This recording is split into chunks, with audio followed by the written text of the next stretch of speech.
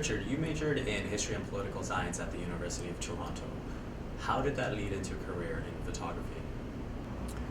Yeah, I guess like any family, once you see what your father does for a living, you realize that that's a potential job, I suppose, let's put it that way.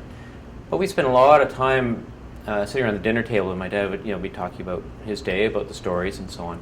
And it just seemed so fascinating to me. He met so many different people, he did so many different things. It was extremely interesting. So you realize that then is potential vocation.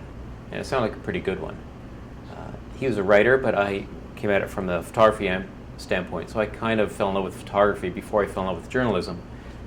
But when you marry the love of photography plus the family background of journalism, it made perfect sense to sort of get into this field. One of my more interesting assignments, I was down in Haiti in the 1990s, where there was a civil war brewing. So we were going down there to see what was going on.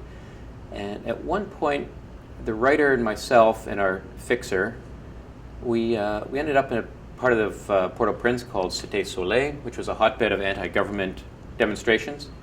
And so at one point we were surrounded by these 20, 17-year-old guys who were all yelling and waving machetes around and things like that. And they kind of hustled us into this little cinder block building. And of course we're thinking, oh my God, like this is it, right? So you start thinking, oh, what would James Bond do in this situation? Which is totally ridiculous, of course.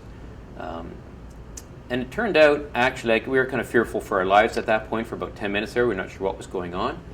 But what had happened is it was just one of the members of the community there was wanted by the death squads, the government death squads, and he wanted to chat to the Western media, but couldn't be seen to be chatting to the Western media. So it turned into this really interesting sidebar story.